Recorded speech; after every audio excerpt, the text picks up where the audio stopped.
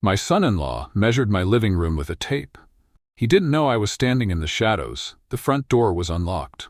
That was the first wrong thing. I always locked it, even when I was only going to be gone for an hour. 40 years in this house had made certain habits automatic. Keys, deadbolt, chain. But today the chain hung loose, and the deadbolt was turned back. And I stood on my own porch holding a forgotten medication list and feeling like a stranger arriving at someone else's home. I pushed the door open slowly. The hinges didn't creak. I had oiled them myself last Tuesday because no one else ever thought to. The hallway was dim.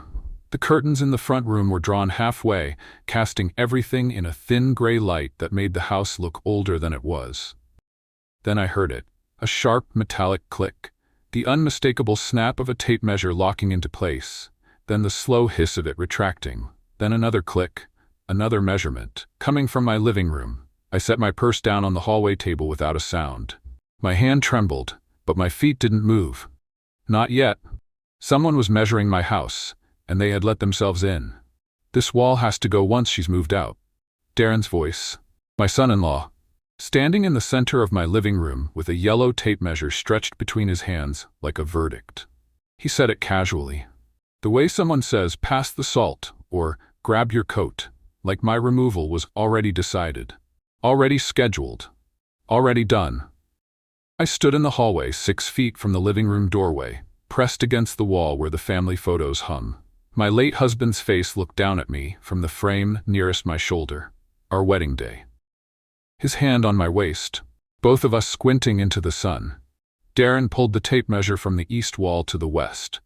He wrote something in a small notebook. Then he looked up at the ceiling and nodded to himself, the way contractors do when they're calculating what something is worth. Not what it means, what it's worth.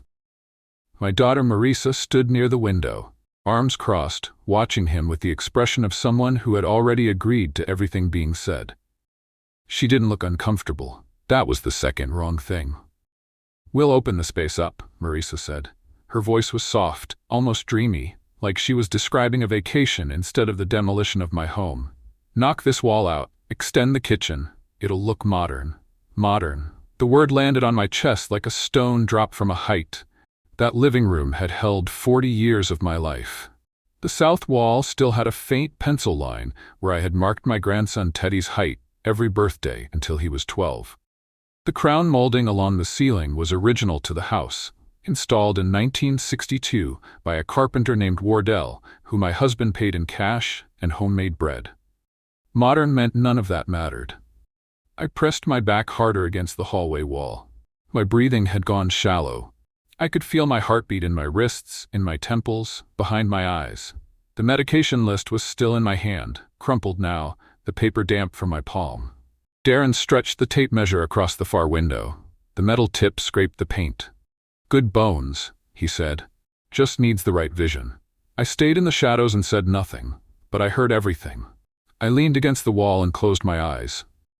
Not from weakness, from clarity. The kind of clarity that arrives too late and too sharp, like swallowing something cold on an empty stomach. My name is Eleanor Whitcomb. I am 74 years old. I have lived in this house since the summer Richard and I bought it with a borrowed down payment and a prayer. I buried my husband from this house. I raised my daughter in this house. I learned how to be alone in this house, which is the hardest thing I have ever done. And I did it without asking anyone for help. And now my son-in-law stood in my living room with a tape measure and a notebook, planning renovations for a house I hadn't left yet. They weren't here to visit. They weren't here to check on me. They were here to divide me from my life with the quiet efficiency of people who had already decided the outcome and were simply waiting for the formality of my absence. I opened my eyes, steadied my hands, and made a decision I hadn't known I was capable of. I would not leave this house on anyone's terms but mine. That living room held everything. The couch against the north wall was the third one Richard and I had owned together, but the first one we bought new instead of secondhand. We picked it out on a Saturday in October, argued about the color for 20 minutes in the showroom, and compromised on a shade the salesman called sandstone, but we always called almost beige. Richard died on that couch. Not dramatically. Not the way it happens in movies. He fell asleep watching a baseball game on a Tuesday evening, and when I came in with his tea, his chest wasn't moving. The remote was still in his hand. The game was still on. I sat beside him for 11 minutes before I called anyone. I don't know why. Maybe I needed the house to hold us one more time before everything changed.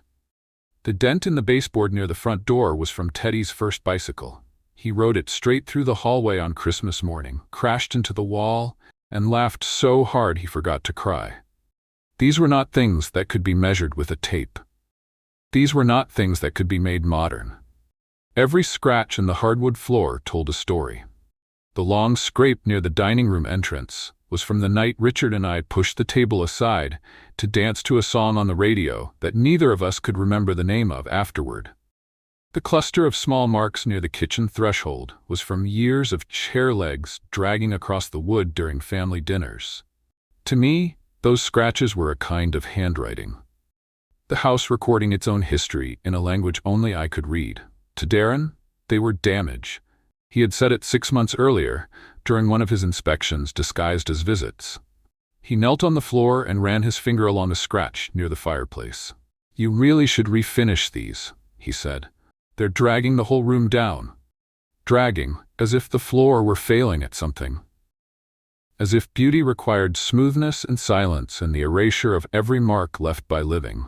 I had smiled and changed the subject. But I remembered every comment, every suggestion that was really an appraisal, every kindness that was really a calculation. I had been keeping score without realizing it. The suggestions had started gently. That's how these things always begin. Not with force, with concern. With soft voices and tilted heads and sentences that start with, "We just think," or "Have you considered?" 3 months ago, Marisa brought a brochure to Sunday dinner. Glossy paper. Photos of elderly people smiling in manicured gardens. The kind of smiles that looked borrowed. She set it on the table between the salt shaker and the bread basket like it was nothing. "Just to look at," she said. No pressure. 2 months ago, Darren mentioned a colleague whose mother had transitioned beautifully into an assisted living facility. He used that word, transitioned, like death but with better furniture. 1 month ago they both sat me down after dinner. Marisa held my hand. Darren leaned forward with his elbows on his knees, the posture of a man delivering difficult news to someone he considered fragile. "We just want to make things easier for you, Mom," Marisa said. Easier.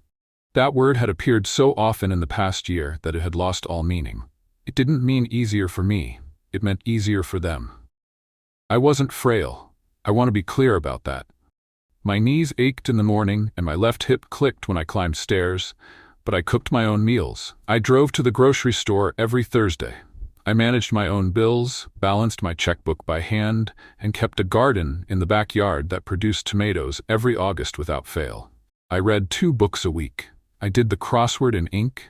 I remembered every birthday, every anniversary, every debt paid, and every kindness owed. I was not confused. I was not wandering the halls in a bathrobe calling out for people who weren't there. I was 74 years old and fully capable of deciding where and how I lived. But capability doesn't matter when people have already made up their minds. To Darren, I was an obstacle between him and a 4-bedroom house in a neighborhood where property values had doubled in the last decade. To Marisa, I was a problem she could solve with a brochure and a clear conscience. I wasn't a person to them anymore.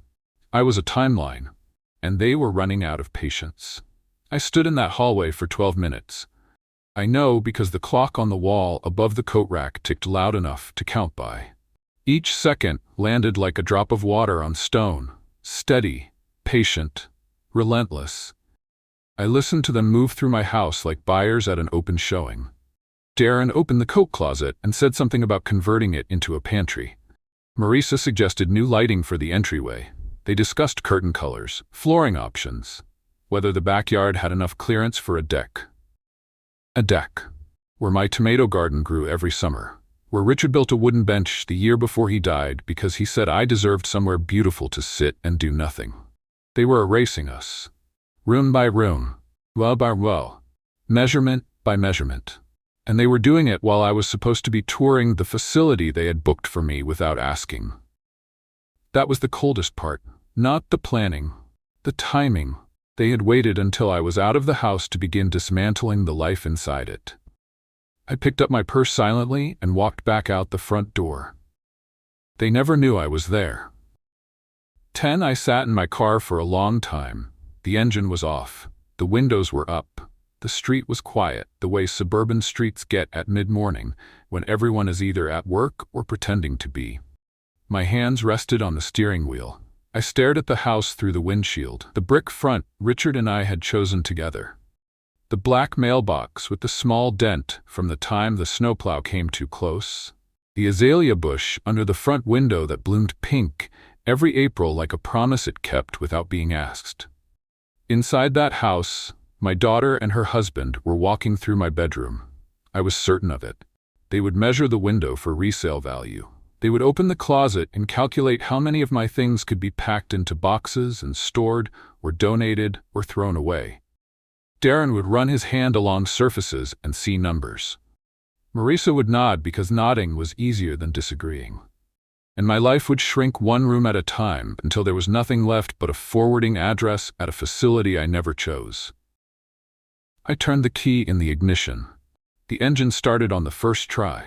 I still had somewhere to go. I drove downtown, past the grocery store, past the library, past the small park where I used to take Marisa on Saturday mornings when she was 4 and believed the ducks recognized her. I parked in front of a brown brick building with gold lettering on the glass door. Fenn and Associates. Estate Law. The office of the man who had handled Richard's will 12 years ago with the precision of a watchmaker and the warmth of a filing cabinet. I hadn't called ahead. I didn't need to. Aldrich Fenn was the kind of attorney who kept his afternoon open for the kind of people who walked in with quiet voices and heavy decisions. The receptionist looked up when I entered. Young woman. Dark hair, a small fern on her desk that looked like it was trying its best. "I'd like to see Mr. Fenn," I said. "Do you have an appointment?" "No, but tell him Eleanor Whitcomb is here. He'll remember." She picked up the phone, spoke softly, then looked up with a different expression. "He'll see you now."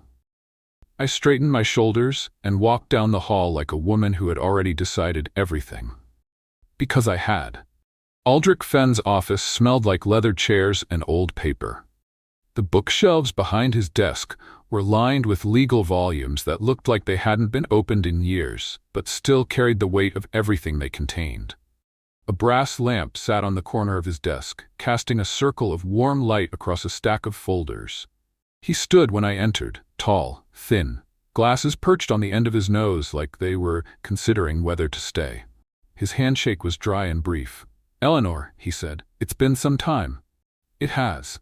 He gestured to the chair across from him. I sat.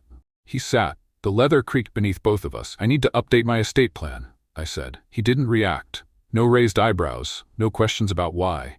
He simply opened a drawer, pulled out a yellow legal pad, and uncapped a pen. "Tell me what's changed," he said. I folded my hands in my lap and looked at him, the way I look at people when I want them to understand that what I'm about to say is not negotiable.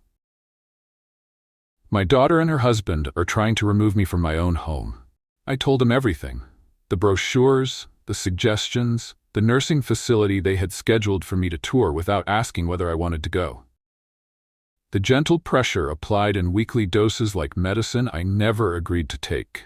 And then I told him about the tape measure. His pen stopped moving. He looked up. Not with shock, with recognition. The expression of a man who had heard this story before, told by different women in different chairs, about different sons-in-law with different tape measures. "How long has this been escalating?" he asked. 6 months. Maybe longer. The conversation started as concern. Then they became suggestions. Then plans. This morning they were in my house measuring walls while I was supposed to be gone. He wrote something on his pad. Then he set the pen down and removed his glasses. "Eleanor, do you have any medical condition that impairs your ability to live independently?" "No." "Has any physician recommended assisted care?" "No." He put his glasses back on, picked up his pen, and said the first thing that made me feel like the ground was solid again. "Then let's make sure no one can make that decision for you." Over the next 45 minutes, Aldrich Fenn laid out my options with the calm efficiency of someone building a house from blueprints. No wasted words, no emotional commentary, just structure. First, the house. It was in my name, paid off, clear title, no liens. That was my foundation, and it was solid. Second, the will. Richard's original estate plan left everything to Marisa. That had made sense 12 years ago, when she was the kind of daughter who brought soup when I was sick and called every Sunday just to talk. Things had changed. People had changed. Darren had changed her, or maybe just revealed the parts of her that had always been there, waiting for permission. I told Aldrich what I wanted. He listened without interrupting. When I finished, he made 3 notes on his legal pad, underlined something twice, and said, "This is achievable. It will require a living trust, a power of attorney revision, and 1 additional clause." "What clause?" He looked at me over his glasses.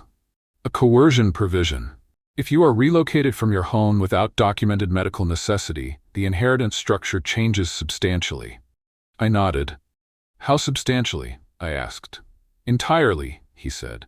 That evening, I drove home and cooked dinner. Pork chops, green beans from the garden, cornbread from the recipe my mother gave me when I was 19, written on an index card I still kept in the drawer beside the stove.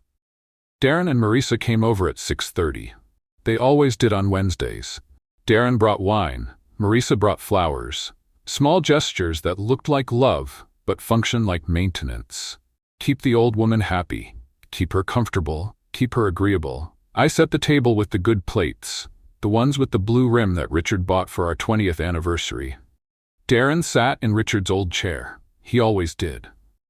I never said anything about it, but I noticed every single time. "How was the tour?" Marisa asked, cutting her pork chop into small pieces. "Lovely," I said. "Very clean, very organized." Darren leaned back. "So you're considering it?" I smiled, the kind of smile I had perfected over 40 years of marriage and 12 years of widowhood, the kind that says everything is fine while the machinery behind it moves in complete silence. "I'm considering a lot of things," I said.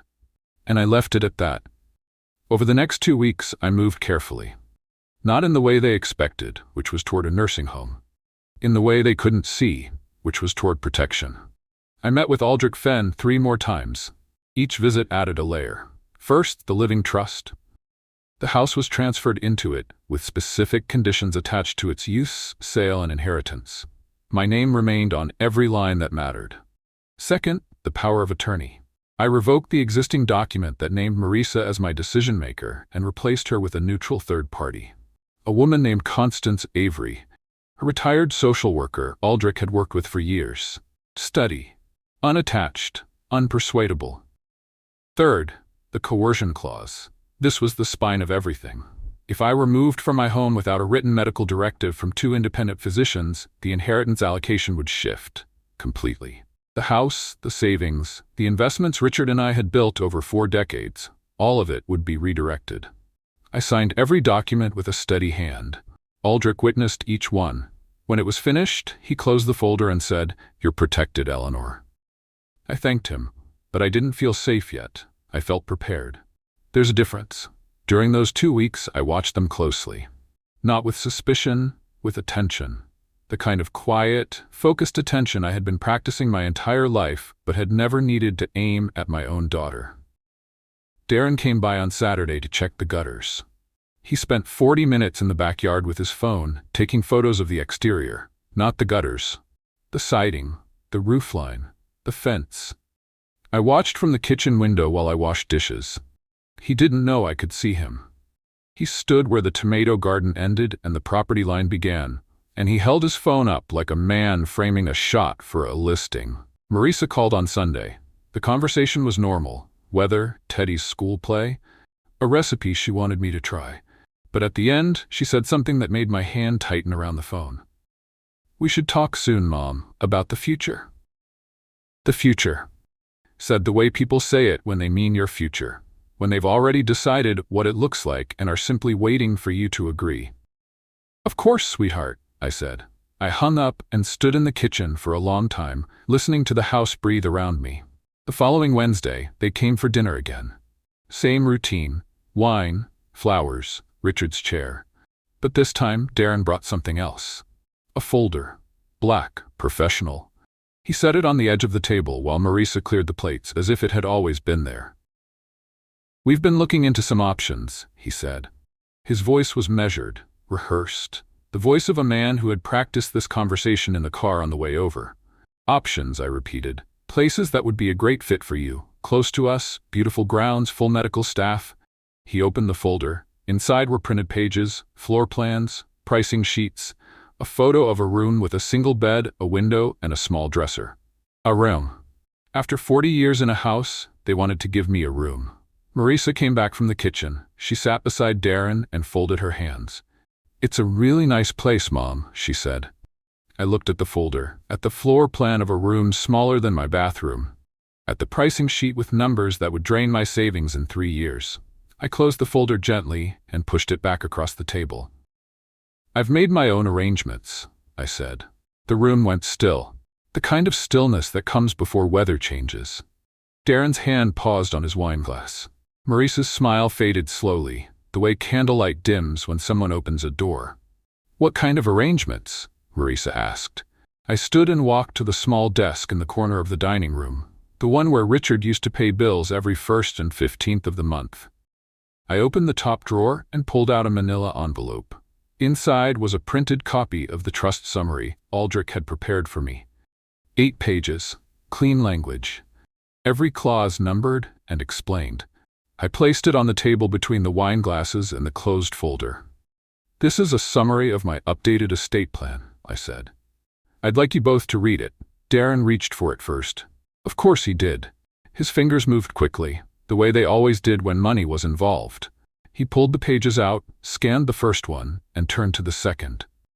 Marisa watched his face. That told me everything. She wasn't reading the document. She was reading him, waiting for his reaction before deciding on her own. That was the part that hurt the most. Darren read silently. His eyes moved across the pages with increasing speed. I watched his jaw tighten, watched the vein on the left side of his forehead rise slightly, the way it always did when something didn't go the way he expected. He reached page 4, the coercion clause. His eyes stopped moving. He read it once, then again, then he looked up. "What is this?" His voice was flat, controlled, but underneath it, something sharp. "It's a provision," I said. "If I am relocated from this house without documented medical necessity from 2 independent physicians, the inheritance structure will be redirected." Redirected where? A charitable trust. Split between the Children's Hospital on 5th Street and the Public Library on Camden Avenue. His nostrils flared, just slightly, just enough. Marisa reached for the document. She read the same clause. Her face didn't drain the way Darren's had. Instead, it crumbled, slowly, like a wall coming apart brick by brick. "Mom," she said. Her voice was small. "You think we'd force you out?" I looked at her. My daughter, the girl I taught to ride a bicycle, the woman who brought brochures to my dinner table. "I know you would," I said. I heard the tape measure. The silence that followed was the loudest thing I had ever heard in that house. Darren set the document down. His fingers were still touching the edge of it, like he wasn't ready to let go. His mouth opened and then closed. Opened again. "We were just looking at possibilities," he said, "for when the time comes." "The time hasn't come," I said, "and it won't be decided by a tape measure and a notebook." He leaned back. The chair, Richard's chair, creaked under his weight. He looked at Marisa. She didn't look back. "You were here," Marisa whispered, "not a question. A realization arriving late and landing hard. I came back for my medication list," I said. The front door was unlocked. "You were measuring the living room window when I walked in." Her hand went to her mouth. Not dramatically, just a small press of her fingers against her lips, the way she used to do when she was 10 and realized she had said something she couldn't take back. "I stood in the hallway for 12 minutes, I said. "I heard everything." Darren stared at the table. Marisa stared at me. And the house held all of us in the quiet we had earned. Marisa started to cry. Not the performative kind, the real kind. The kind that starts in the chest and works its way up through the throat until it spills over without permission. Her shoulders shook. Her mascara stayed in place because she wasn't wearing any. She had come to dinner looking like the girl she used to be, and now she was falling apart like one too. "I'm sorry," she said. I didn't respond immediately, not because I didn't believe her. Because apologies said in the same room as consequences carry a different weight than apologies said freely. I needed to know which kind this was. "What are you sorry for?" I asked. She pressed her hands flat against the table. "For not asking you what you wanted." That was closer to the truth. Closer, but not all the way there. I looked at Darren. He hadn't spoken since his last excuse fell flat against the dining room wall. He sat very still, staring at the trust summary, doing the kind of math that had nothing to do with wall measurements. He was calculating what he had just lost. I let him. Some lessons only land when they cost something. I didn't raise my voice that night. I didn't need to. Volume is for people who aren't sure they're being heard.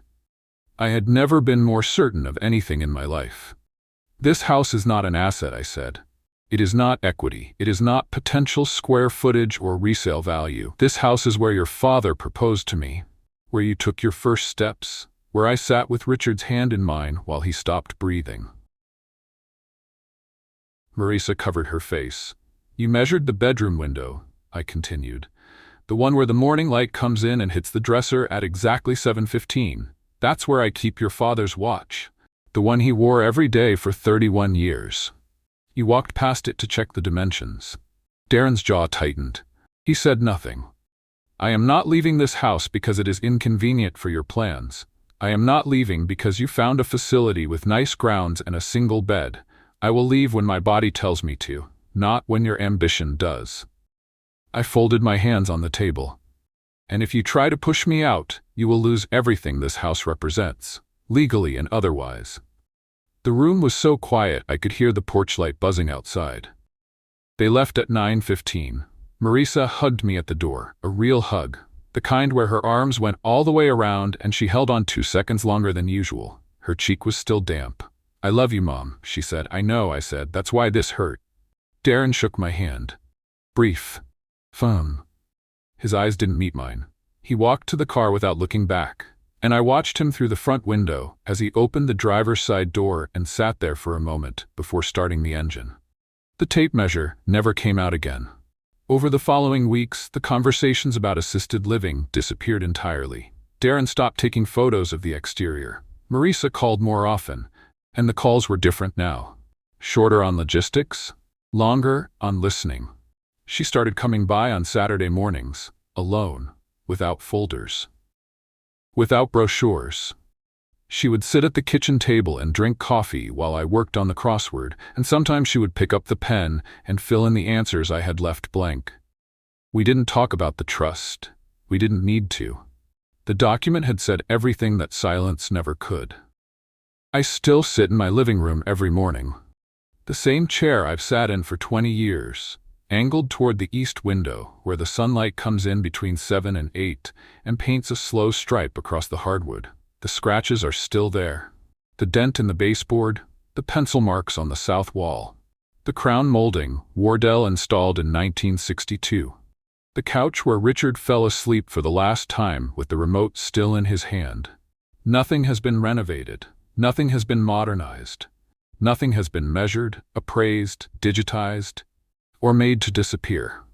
I drink my tea. I read my book. I listen to the house settle and shift the way old houses do, groaning softly under the weight of everything they've held. They measured my walls, my windows, my floors. They counted rooms and calculated value and planned a future that didn't include me in it. But I measured something they forgot to account for, their intentions, and I adjusted accordingly. The house is still mine. The life inside it is still mine. And every morning, the sunlight still finds the scratches in the floor and turns them into something that looks, if you know how to see it, like gold.